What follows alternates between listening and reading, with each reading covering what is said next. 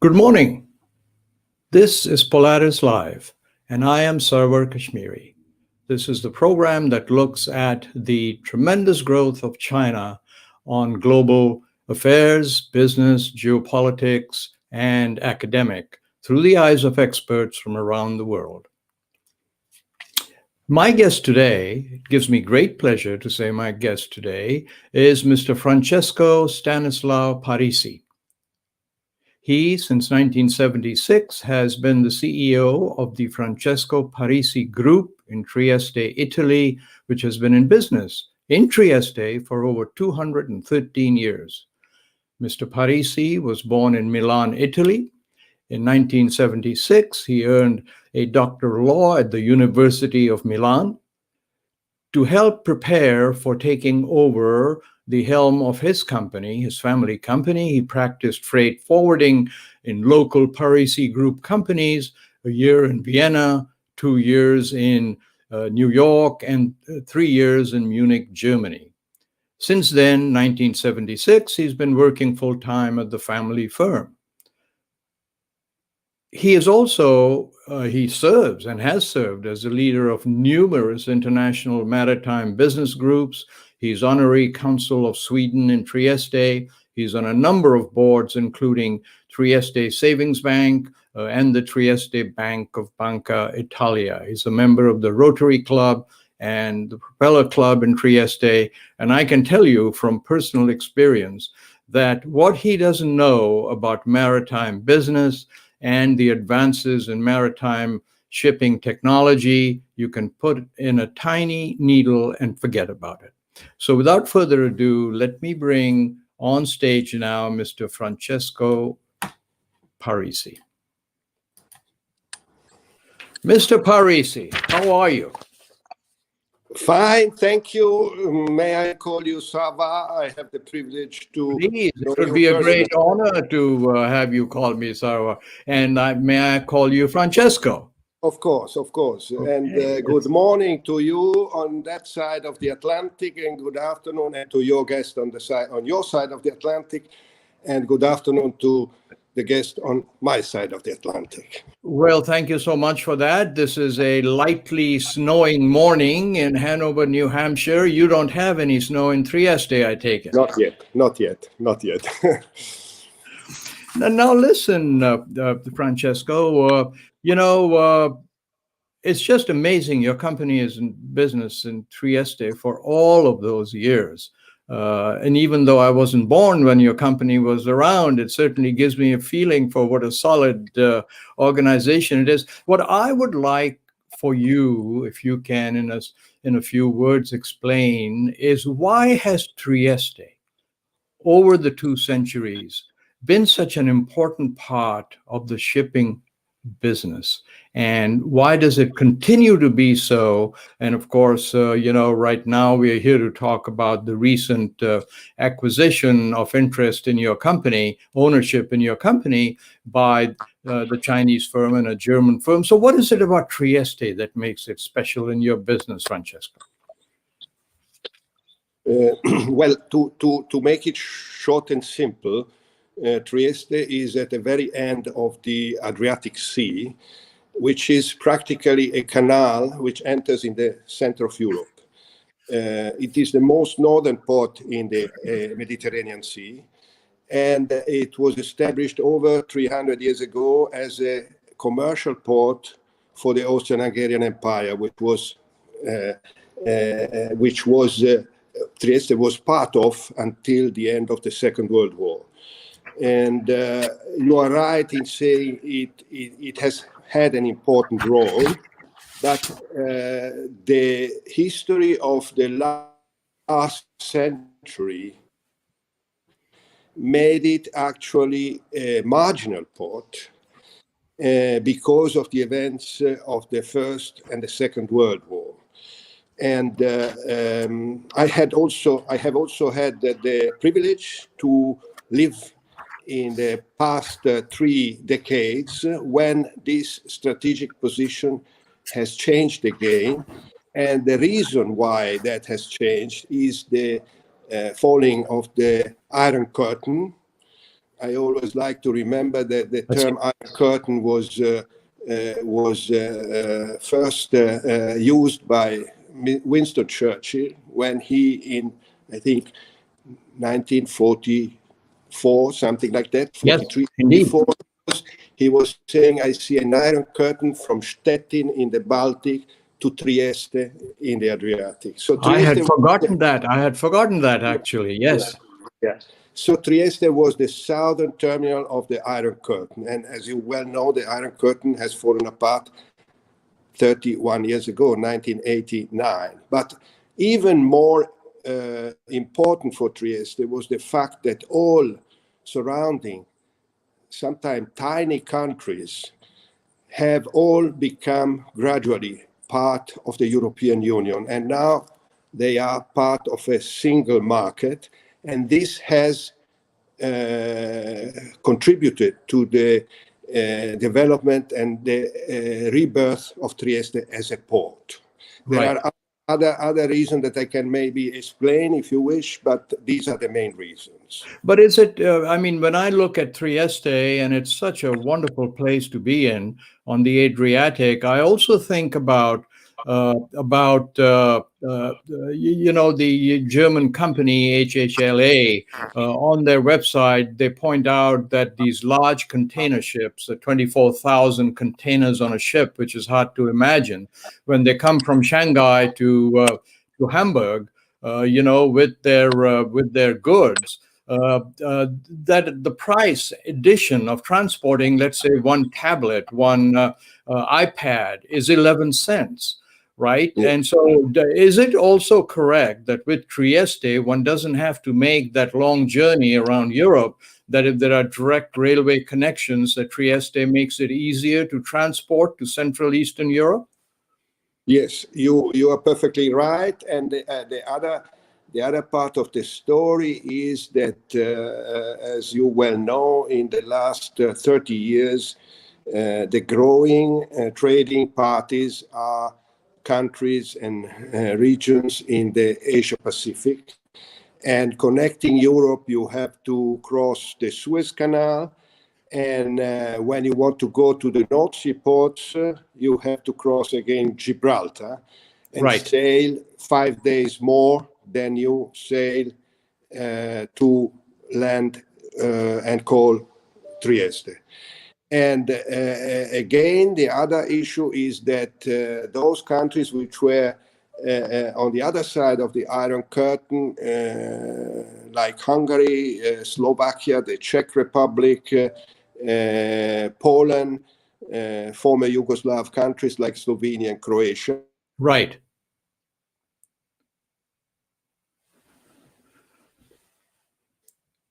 And the trade with these countries has grown more than the trade across the Atlantic. Okay. Can you hear me? There's some difficulty in communications. You're coming on and off, but I can hear you now. Can you hear me, Sarwar? I can hear you, but it seems to be breaking a bit, Francesco. Hear me, Sarwar? I can hear you. Now I can hear you. Can you hear me?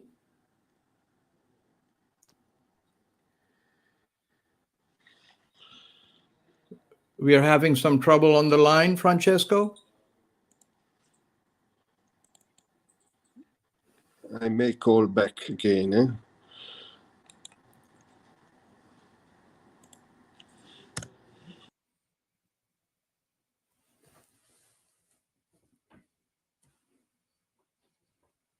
So we are having a bit of difficulty. Mr. Parisi will call me back again, and we'll just take on the conversation from where we stopped.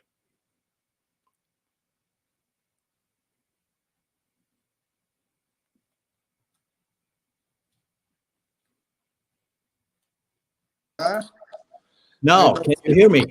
I lost you for a while. Sorry. I don't know. Okay. I was just explaining to our viewers that, technology is something like eating mangoes. Sometimes it's wonderful, sometimes it's not.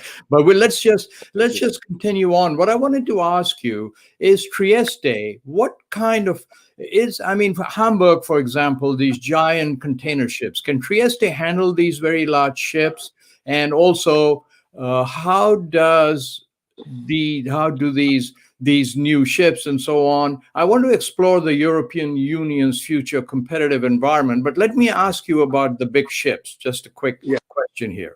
Yes, this is another advantage of the port of Trieste. It has natural draft over 18 meters, so the biggest vessels in the world can call the port of Trieste.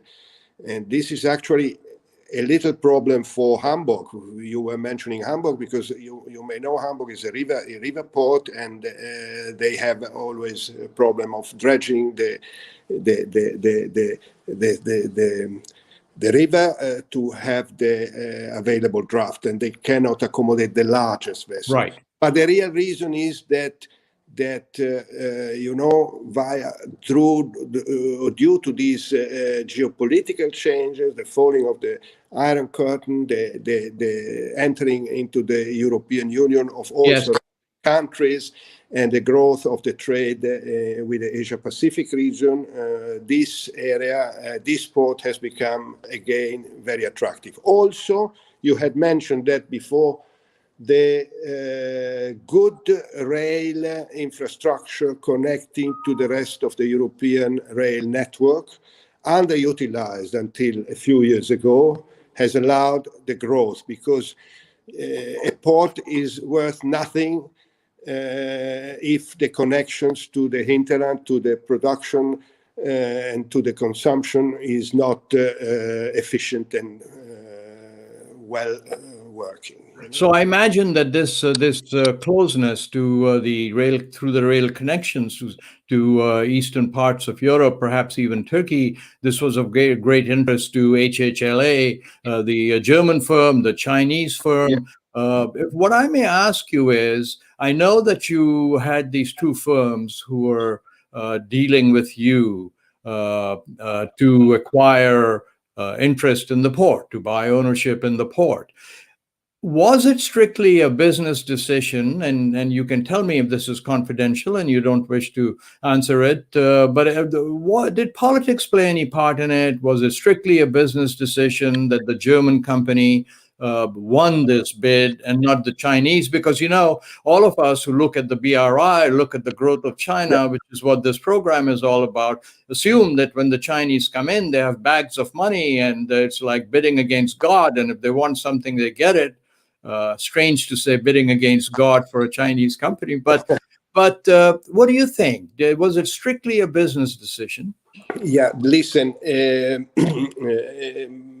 company which attracted the interest is a commercial company with the shareholders. We are the relative majority shareholders. Right. And the interest which was shown by world multinational companies from China, from Germany, but also from other parts, was a pure commercial interest, an interest to participate and share a growing business.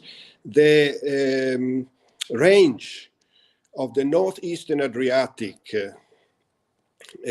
which is Trieste in Italy, Koper in Slovenia, and Rijeka in Croatia, is the range which has grown most in the last 10 years in Europe because of these geopolitical changes.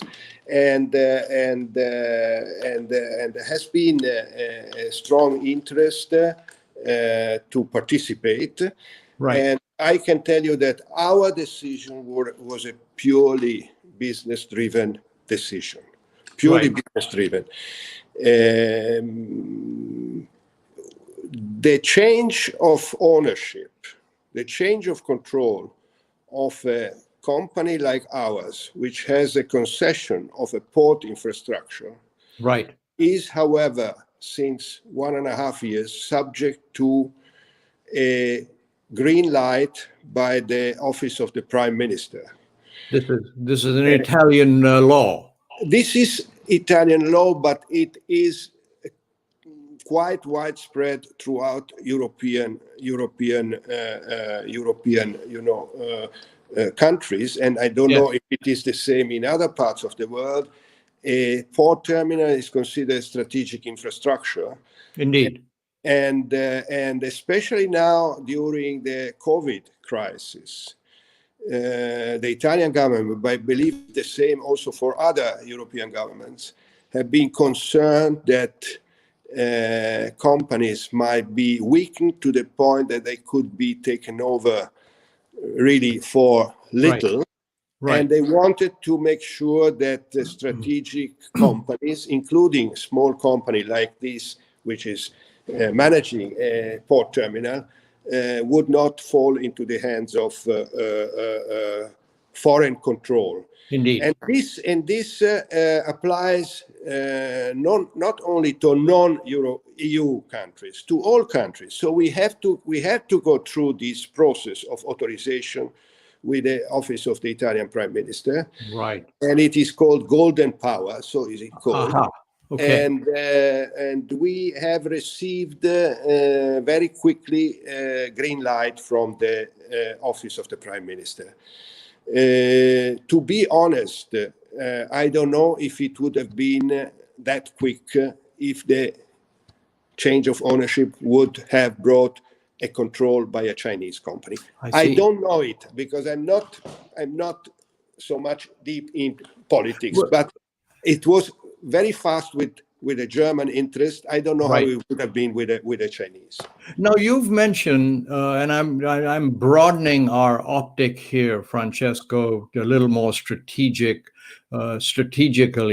You've mentioned that the German company being involved with your company in Trieste is also on the path that the European Union is encouraging, which is the creation of EU champions, European Union champions. What I want to ask you, broadening this optic a bit, is do you think strategically that the world is increasingly headed towards three big business geopolitical blocs, North America led by the United States, the European Union led perhaps, if I may say so, by Germany, France, and then Asia led by China.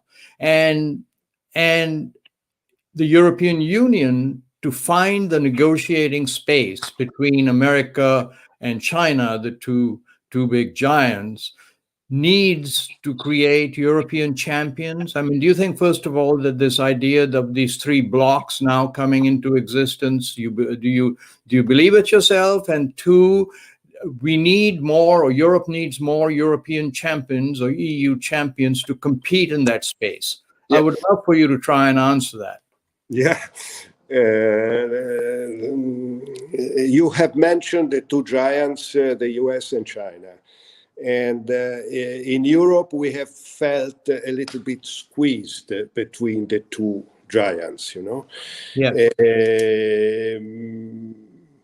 There is, however, a growing idea among Europeans that we have to get closer together to be able to compete. Yes. And the idea of sorry, but I'm getting out of battery, so I have to put this. Of course. Okay. Now, the idea of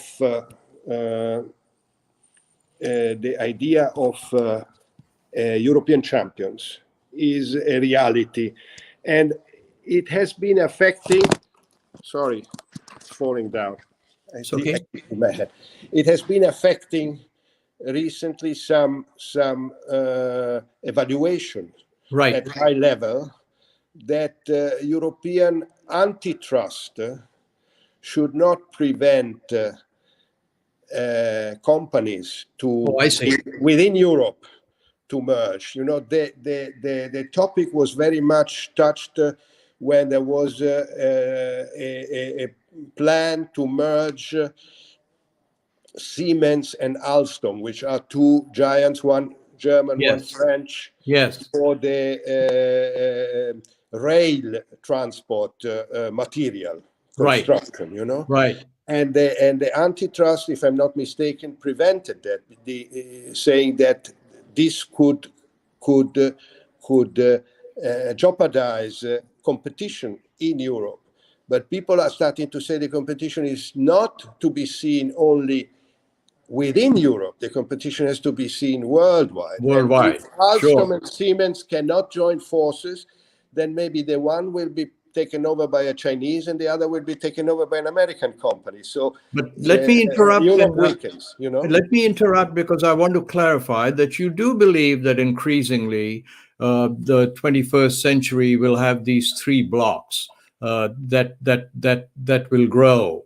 Well, you know, population-wise and consumption-wise, Europe is not a marginal area. It's a very Exactly. big area. It's a very big area. So Exactly. probably the very big difference is that Europe is militarily not existing. So it is. Right.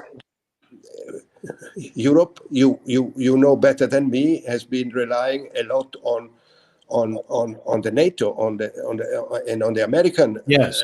military support. I hope military will not be needed, but that Exactly. is one element which makes a country or a region strong or not. Also economically, also as a. So this is the big difference. Europe is not existing militarily, and the European Union is not like the United States. It's different, you know. I It's much understand. bigger. I understand. But from a business finance perspective, those three groupings. Yes, and yes, I think, and you know,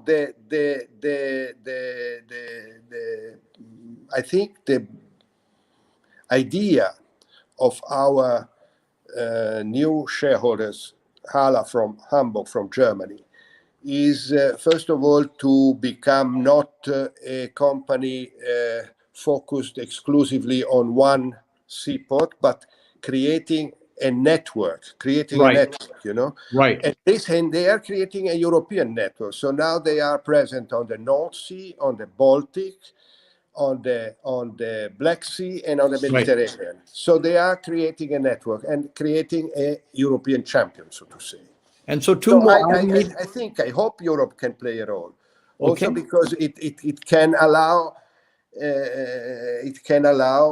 a better understanding between also the other two Right.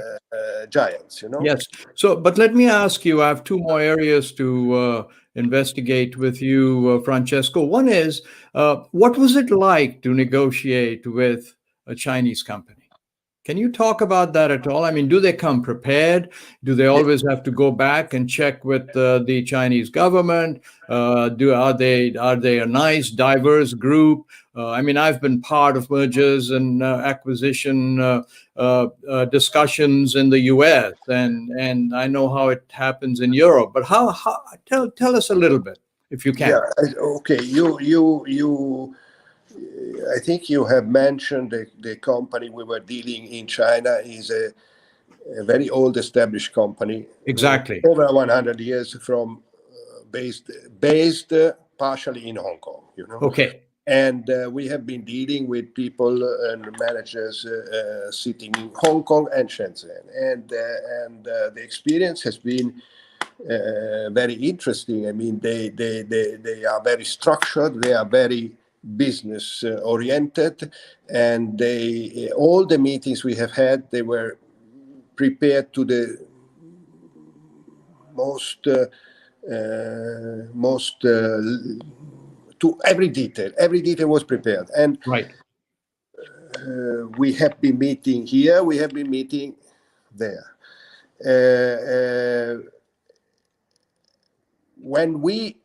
Because we were dragging a little bit too long the negotiations, and we had have started talking to the Germans. Right.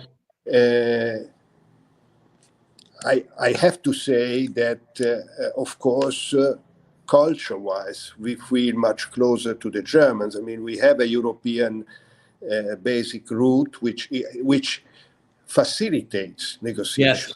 Yes. I have enjoyed a lot negotiating with and discussing with friends from Hong Kong and Shenzhen. Right. It is easier to understand each other with the Germans. This is a fact, you know.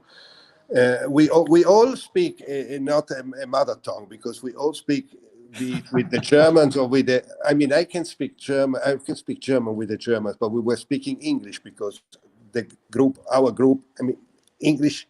We were speaking with the Germans and with the Chinese. So this is the common language nowadays, and it's all of the world, the for all of us, business it's world. not the mother tongue. For Yes. all of us, it's not the mother tongue. So it's.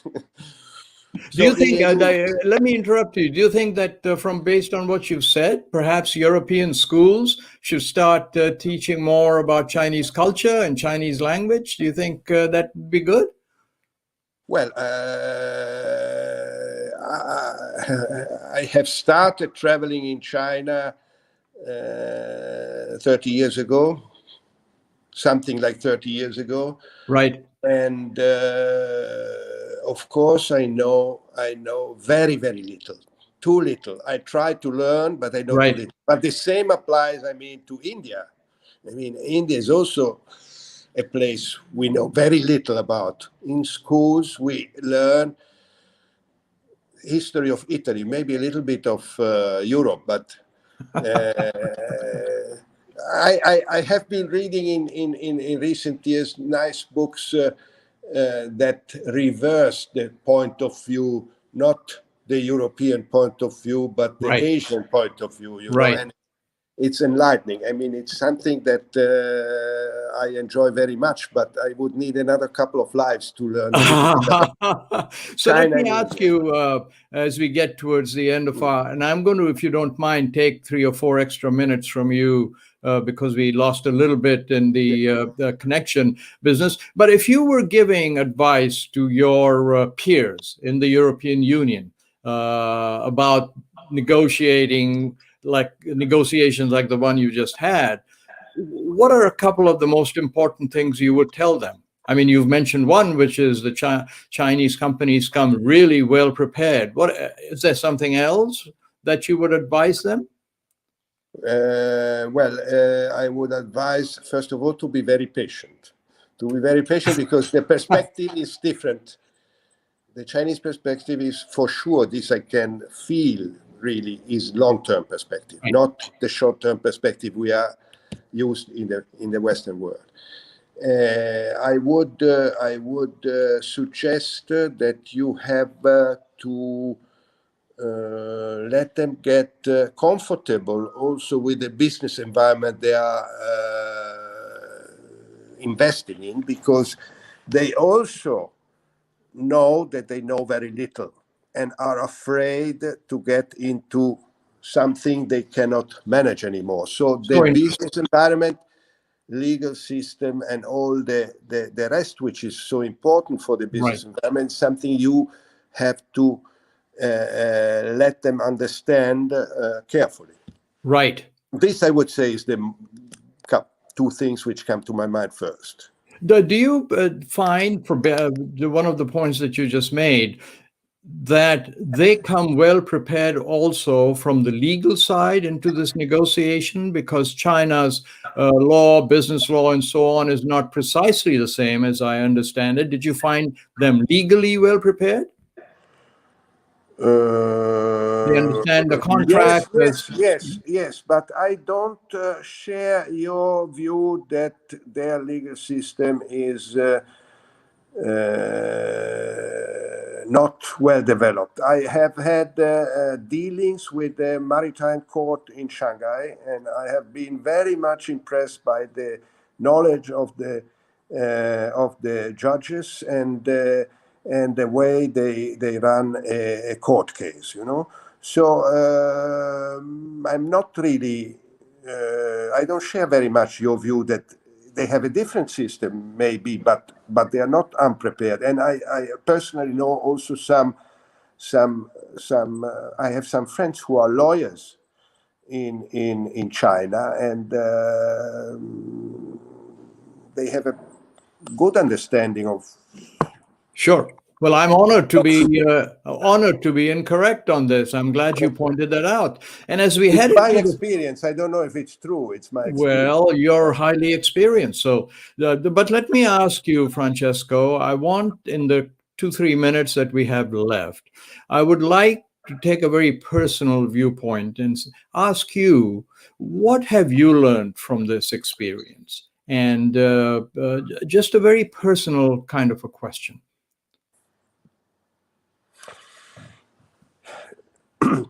Well, I have personally had the privilege to know various parts of the world, and have my business, which is really international. And I think, the better you know people, spend time with people from other regions in the world. Yes. The more you understand that some how can I say, some ideas about other cultures are Yes. really not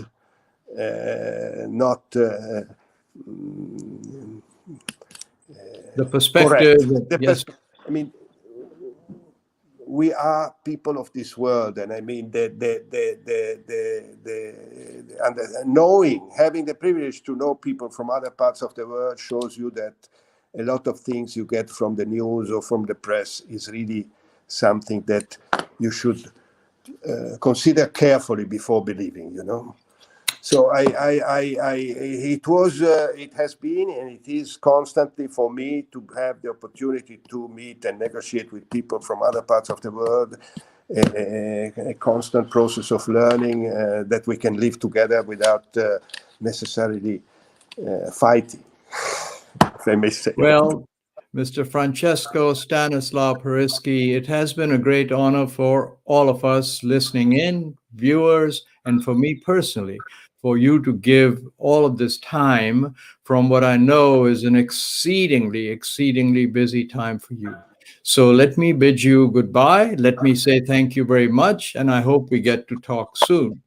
Thank you, Sarwar.